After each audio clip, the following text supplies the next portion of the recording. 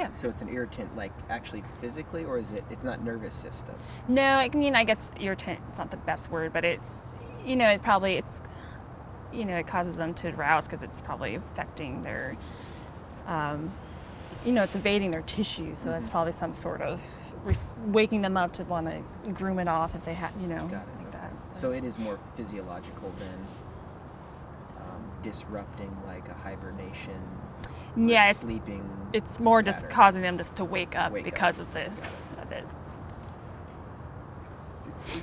you just want to think of just to make sure we have it, but you were looking at the wings. Can you just describe a little bit more about what the fungus does to the wings, so that when we see the video of you looking at those wings, that people have context for what they're seeing?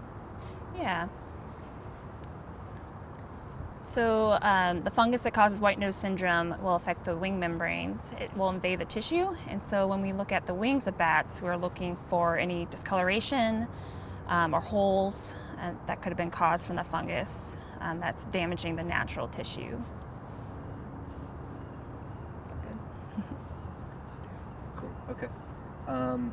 Does WNS affect all species equally? So white nose syndrome has not been documented to affect all species equally in eastern North America. There's some species based on their hibernating ecology that have been more affected by the disease. And since the disease, the fungus that causes the disease is cold loving, and it's able to persist in this colder temperature and higher humidity environments. And so some bats select that type of environment to hibernate in, while others don't necessarily hibernate within that range of the fungus. And so those species are not as affected because of that. And also based on other kind of roosting ecology, some other bats are not as infected by it. And so out in the western United States and here in Washington, we're not quite sure yet which of our species will be infected because we don't have necessarily the same species that they do in eastern North America. We do have the little brown bat and the big brown bat, which have been documented to have white nose syndrome in eastern North America. So we're pretty sure those two might be susceptible as well. But a lot of our species, we don't really know as much about their roosting ecology, particularly in the wintertime. And so we're not quite sure yet if they will be susceptible as other species back east. Door closing didn't affect anything? It came in the middle of it. Might,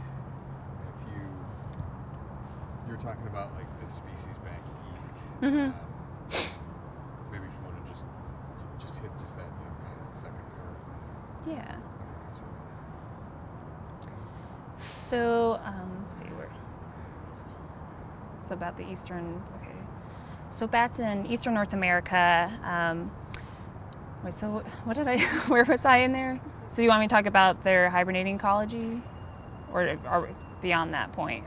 We don't have the same western eastern species. You were talking about this is a cold-loving fungus, and then bats in the east or within those microclimate of that. Okay. Yeah.